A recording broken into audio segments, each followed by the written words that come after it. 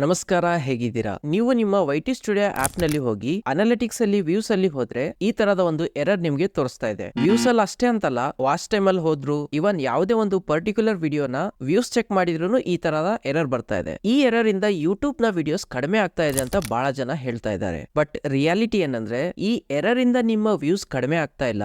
ಅಂದ್ರೆ ನಿಮ್ಮ ವಿಡಿಯೋಸ್ ಮೇಲೆ ವ್ಯೂಸ್ ಬರ್ತಾ ಇರುತ್ತೆ, ಬಟ್ ಅದು ಈ ಎರರ್ ಇಂದ ರಿಫ್ಲೆಕ್ಟ್ ಆಗ್ತಾ ಇಲ್ಲ. ಸೊ ಈ ಎರರ್ ರಿಸಾಲ್ವ್ ಆದ್ಮೇಲೆ ನಿಮ್ಮ ಆಕ್ಚುಯಲ್ ವ್ಯೂಸ್ ಅಲ್ಲಿ ಕಾಣುತ್ತೆ. ಸೊ ಅವರು ಇವರು ಹೇಳ್ತಿದ್ದಾರೆ ಇನ್ಮೇಲೆ ವ್ಯೂಸ್ ಕಡಿಮೆ ಆಗುತ್ತೆ ಅಂತ ಏನು ಟೆನ್ಷನ್ ಮಾಡ್ಕೋಬೇಡಿ. ಯೂಶಲಿ ಯೂಟ್ಯೂಬ್ ಅವರು ಏನಾದ್ರು ಒಂದು ಹೊಸ ಫೀಚರ್ ನ ಆಡ್ ಮಾಡುವಾಗ ಅಥವಾ ಏನಾದ್ರು ಸರ್ವರ್ ಪ್ರಾಬ್ಲಮ್ ಇದ್ರೆ ಈ ತರದ ಎರರ್ ನಿಮ್ಗೆ ನೋಡ್ಲಿಕ್ಕೆ ಸಿಗುತ್ತೆ. ಸೊ ಒಂದ್ 2-3 ದಿನದಲ್ಲಿನೇ ಈ ಎರರ್ ರಿಸಾಲ್ವ್ ಆಗುತ್ತೆ. ನಂತರ ನಿಮ್ಮ ಆಕ್ಚುಯಲ್ ವ್ಯೂಸ್ ಏನಿರುತ್ತೋ ಅದು ನಿಮ್ಗೆ ರಿಫ್ಲೆಕ್ಟ್ ಆಗುತ್ತೆ. ನಿಮ್ಮ ವೈಟಿ ಸ್ಟುಡಿಯೋ ಆಪ್ ನ ಓಪನ್ ಮಾಡಿ ಒಮ್ಮೆ ಚೆಕ್ ಮಾಡಿ ನೋಡಿ, ಈ ತರದ ನಿಮ್ಗೆ ಎರರ್ ಬರ್ತಾ ಇದೆನೋ ಇಲ್ಲ ಅಂತ ಒಮ್ಮೆ ಕಮೆಂಟ್ ಮಾಡಿ ತಿಳಿಸಿ. ಸೊ ನೋಡೋಣ ಎಷ್ಟು ಜನಕ್ಕೆ ಇನ್ನೂ ಆ ಎರರ್ ಬರ್ತಾ ಇದೆ ಅಥವಾ ಆಲ್ರೆಡಿ ರಿಸಾಲ್ವ್ ಆಗಿದೆ ಅಂತ. ಸೊ ಇಂತಹದೇ ಯೂಸ್ಫುಲ್ ಇನ್ಫಾರ್ಮೇಶನ್ ಗೆ ಚಾನಲ್ ನ ಸಬ್ಸ್ಕ್ರೈಬ್ ಮಾಡ್ಕೊಳ್ಳಿ.